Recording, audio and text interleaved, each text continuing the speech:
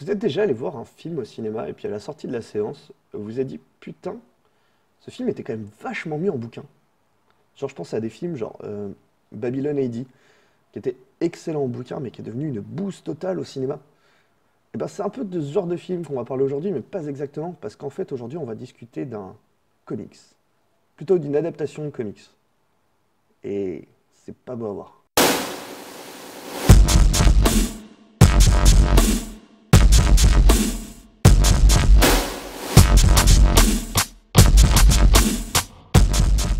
Et aujourd'hui, on va parler plus exactement de X-Men Origins Wolverine, qui est une fissure anale pour n'importe qui aimant un petit peu les comics, et surtout pour ceux qui ont essayé de suivre la chronologie des films. Bref. X-Men Origins est un film sorti en 2009 et qui est supposé être le préquel du film X-Men qui est sorti en 2000. Il a été réalisé par Gavin Hood qui, avouons-le, n'a rien fait de grand ni avant ni après ce film. Wolverine est toujours joué par Hugh Jackman qui décidément s'attache vachement au rôle. Et après, je vais pas parler de la tripotée de personnages secondaires parce qu'il faut avouer quand même qu'ils sont énormément. Et du coup, je vais juste parler du plus important, Liev Schreiber, qui joue dans le sabre. Donc, le film débute en 1845 et le jeune Wolfie a l'air plutôt tuberculeux. Pendant que lui est en train de mourir, son demi-frère Victor, mais on le saura que plus tard, veille sur lui. Du bruit se fait entendre, Papa Wolfie va voir, un coup de feu plus tard, le jeune Logan sort de son puits alors que son père lui avait formellement interdit. Wolfie vit la Thug Life. Découvrant son père gisant sur le sol, il le rejoint et fou de tristesse commence à s'énerver en voyant son père mourir devant lui. Si bien que de jolies griffes sortent de lui et vu que c'est cool mais un peu flippant, il décide d'engueuler le plafond avant d'aller planter le tueur de son père.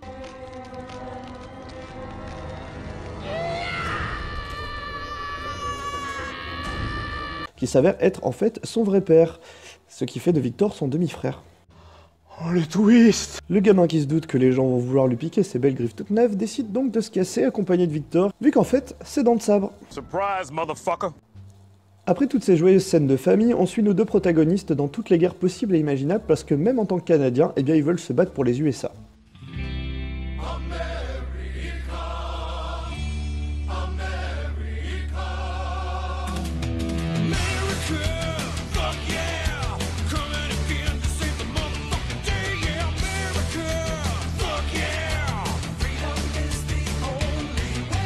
On se rend compte que Dent de Sabre est un bon abruti qui aime bien tuer parce que ça défoule et viole à l'occasion avant de tuer ses supérieurs qui essayent de l'en empêcher.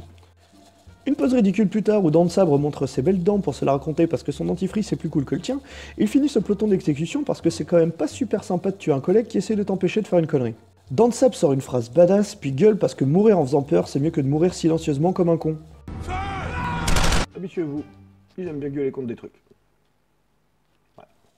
De retour en tôle, parce qu'ils ne peuvent pas mourir, le colonel Stryker vient les voir, parce que lui les pouvoirs ça l'intéresse, et du coup il les embauche dans sa team de champions de la castagne. Team de champions de la castagne qu'on retrouve dans un avion, où on rencontre Wade Wilson, et j'y reviendrai plus tard. L'agent Zéro, le Colosse, Bolt et Kestrel, qui sont sur le point d'attaquer un immeuble, parce que... Après avoir défoncé la totalité des gens qui se retrouvaient devant l'immeuble, ils prennent tous l'ascenseur pour monter au dernier étage, l'endroit où tous les méchants de tous les films se retrouvent tout le temps. Wade sort en premier et nique des mers façon Genji dans Overwatch et coupe des balles en deux comme dans Superhot. Et finissent par demander des renseignements sur une pierre dont le propriétaire des lieux se bat pleinement les couilles. Stryker sait que la pierre est là.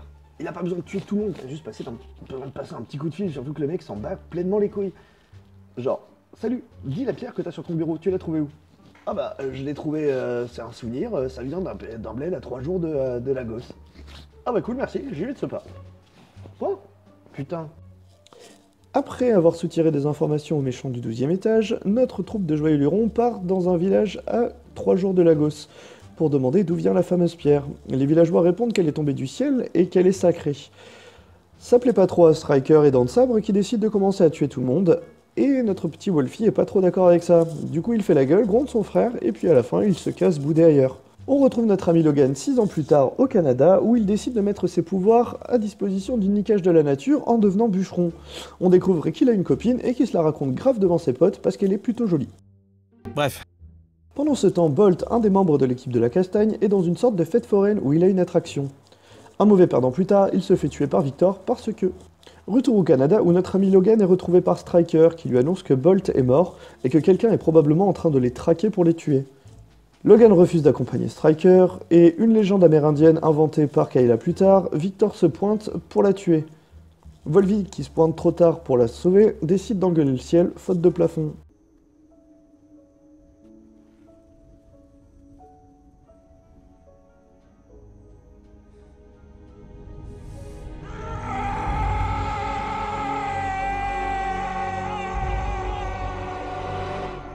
Fou de rage, Logan traque Victor jusque dans ce qui semble être un bar clandestin, ou alors le bar le plus pourri de tous les États-Unis.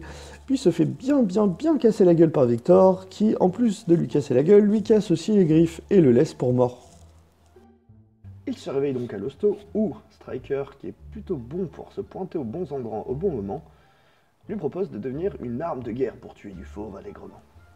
Vu que la vengeance c'est quand même grave son truc et qu'il a bien envie de défoncer Victor, Logan accepte de se faire mettre de l'adamantium partout dans son dedans.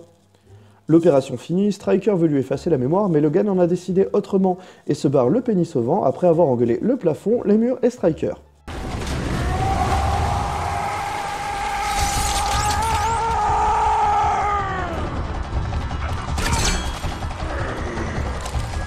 Il se fait ensuite recueillir par un couple de vieux qui l'accueillent dans leur maison.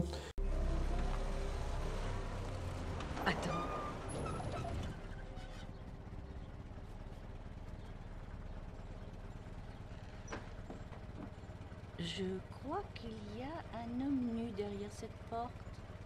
Après avoir pété la moitié du mobilier, les vieux sont tués par l'agent Zéro qui essaye ensuite de tuer Logan. Parce que même après une balle dans la tête qui a servi à rien, il se dit que s'il le désire très fort, il y arrivera peut-être. Encore une fois, notre ami Wolverine en décide autrement.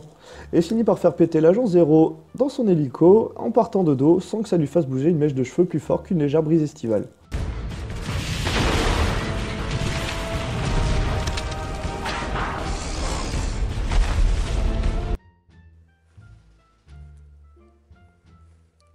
Et pendant ce temps-là, les agents de Stryker ont retrouvé la trace de Cyclope, qui bien qu'apparemment assez âgé pour passer le bac, suit son premier cours d'espagnol niveau 5e et se fait gronder par son professeur.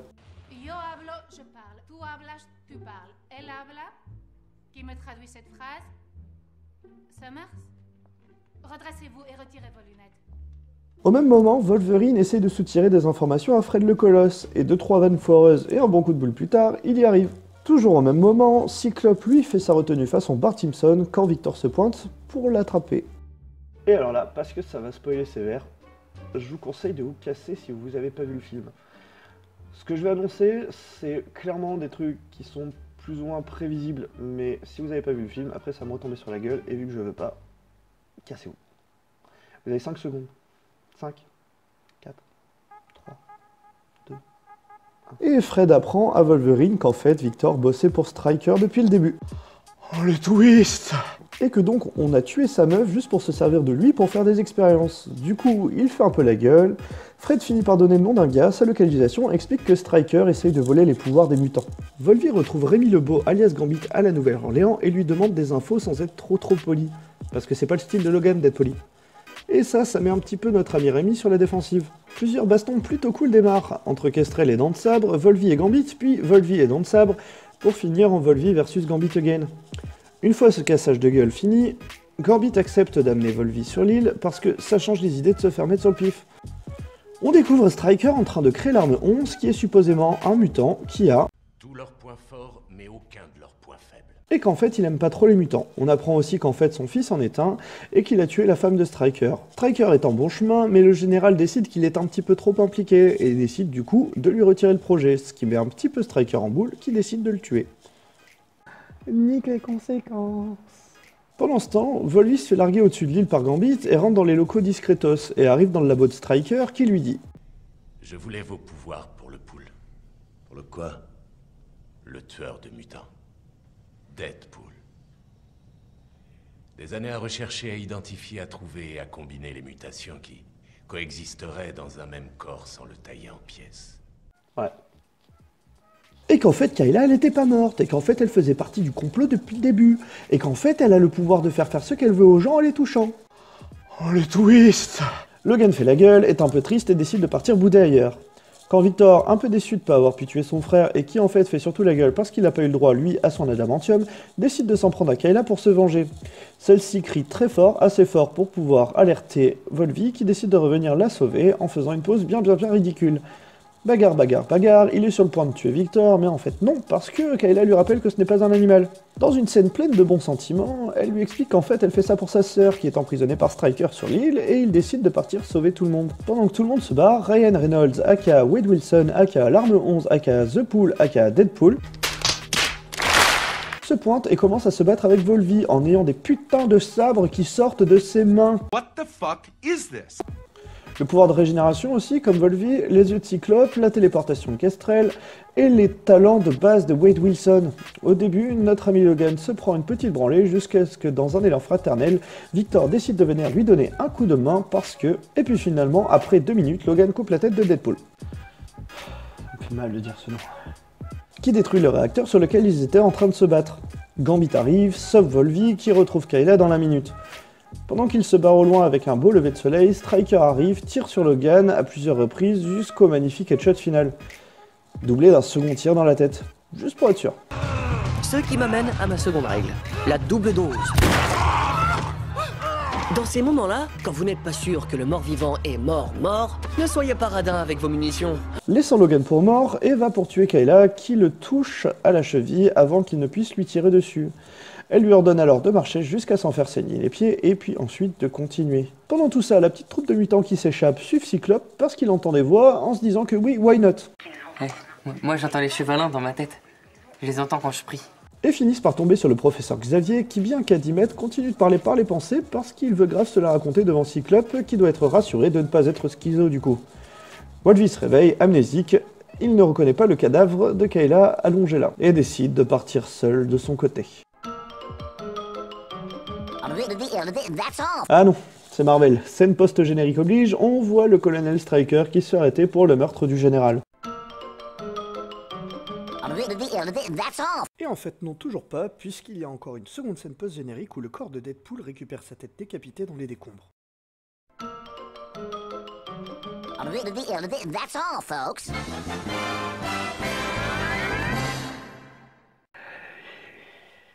Bon, qu'y a-t-il à dire sur ce film? De manière générale, les acteurs sont plutôt bons dans leur rôle. La plupart sont déjà plutôt rodés au métier d'acteur, donc ça donne des bons acteurs, quoi.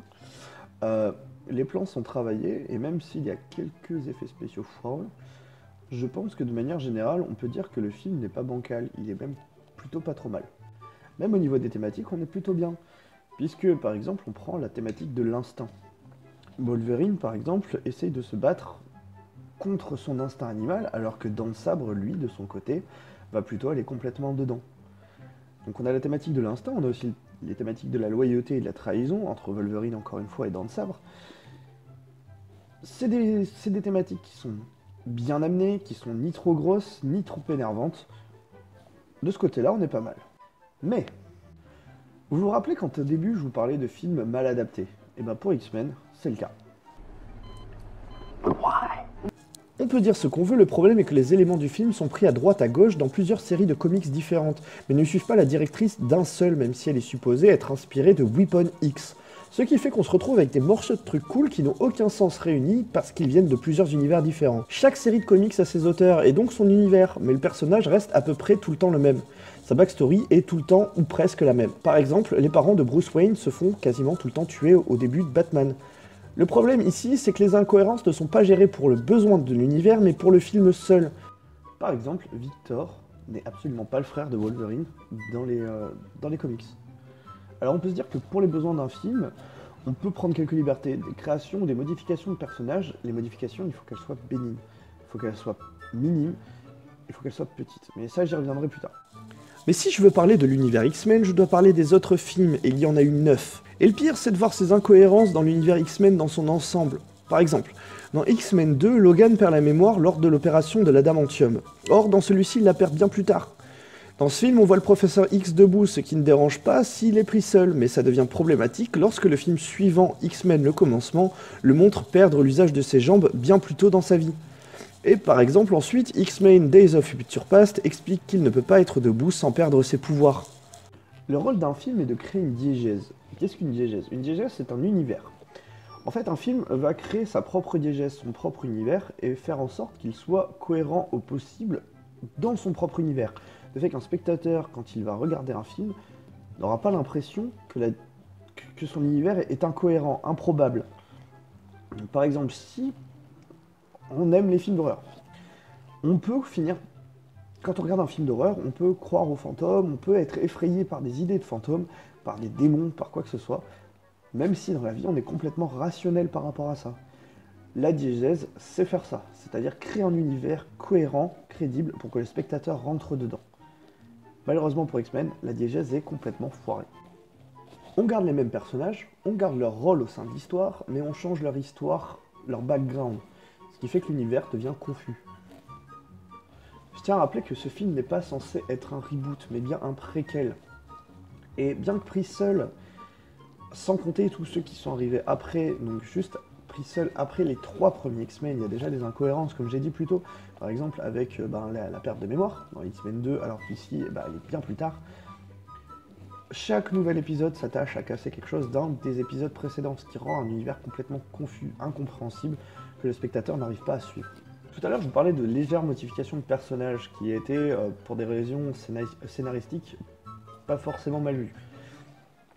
Je voudrais vite fait revenir à Deadpool, parce que Deadpool, c'est quand même un sacré molar à la gueule des fans et des créateurs.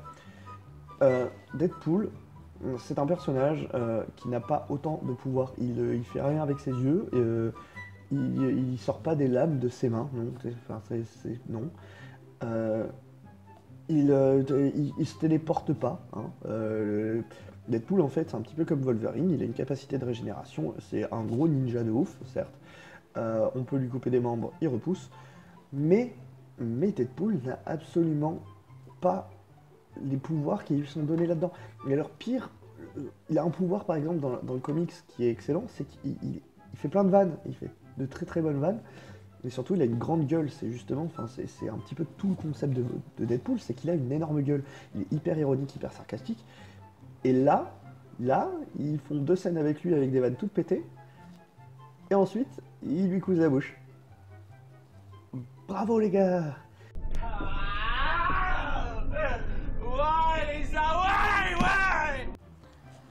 Ça, c'est la gueule qui est censée avoir Deadpool. Ça c'est le vrai Deadpool.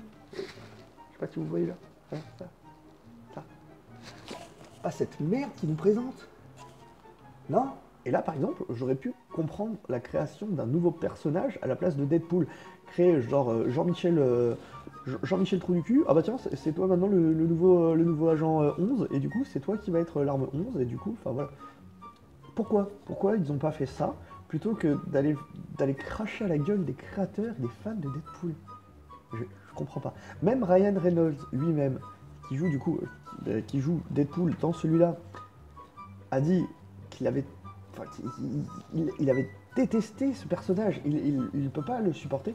Alors, il y a des questions un petit peu de conflit entre les réalisateurs et scénaristes et Ryan Reynolds.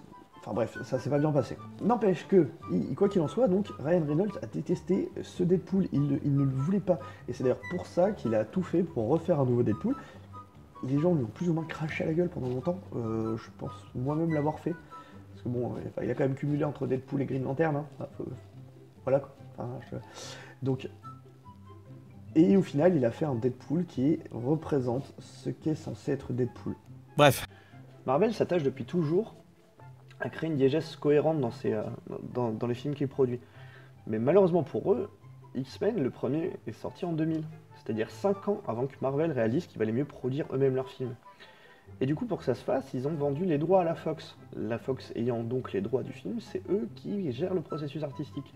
Et Marvel, du coup, ne peut plus rien dire. Il ne peut pas contrôler ce qui se passe de ses héros. Tout comme c'est le cas pour Spider-Man, d'abord détenu par Columbia Pictures, puis par Disney, puis finalement par Sony. Les studios de Columbia et de Disney ne voulaient pas, par exemple, que Spidey apparaisse dans les Avengers, dont il fait partie dans les comics. Le problème a été résolu récemment suite à un accord entre Marvel et Sony qui nous permet de voir Spider-Man dans Captain America Civil War aux côtés d'autres Avengers, et probablement dans d'autres Avengers à la suite. C'est comme si j'avais un gosse, que je le vendais à quelqu'un, et que je demandais à ces personnes de le nommer toujours avec mon nom de famille sans avoir le droit d'influencer ce qu'il allait faire, ce qu'ils allaient faire de ce gamin. Et donc ce qu'ils allaient lui faire faire, et donc ce qu'ils allaient faire à mon nom de famille. Là, j'ai quand même l'air d'un sacré connard, en fait. Je veux dire, j'ai quand même vendu mon gosse, mais malgré tout, c'est ses nouveaux parents qui peuvent en faire n'importe quoi. C'est ses nouveaux parents qui peuvent par exemple lui demander d'aller tuer quelque chose en mon nom. Et du coup, ça peut être eux les gros connards. Je suis Marvel, mon gosse c'est X-Men, ses nouveaux parents c'est la Fox, et ils ont décidé de détruire un univers en mon nom. Well, fuck you! Le film n'est pas trop mal noté en soi, au final il se récolte une note de 3,7 sur 5 sur Allociné, si je dis pas de bêtises, 6,7 sur 10 sur IMDb et 59% sur Rotten Tomatoes, ce qui fait qu'il est toujours au-dessus de la moyenne. Ce qui fait qu'en fait c'est pas forcément un mauvais film de super-héros, c'est juste que c'est un mauvais Marvel, c'est un mauvais film dans un univers déjà construit. Voilà, c'est tout pour aujourd'hui. J'espère que cet épisode vous aura plu. Si c'est le cas, n'hésitez pas à liker, hein, à mettre des petits pouces bleus, à partager ou à commenter. Et si c'est pas le cas, faites-le quand même. Puis surtout, n'oubliez pas. Je mets les pieds où je veux, Little John. Et c'est souvent dans la gueule. What the fuck is up, you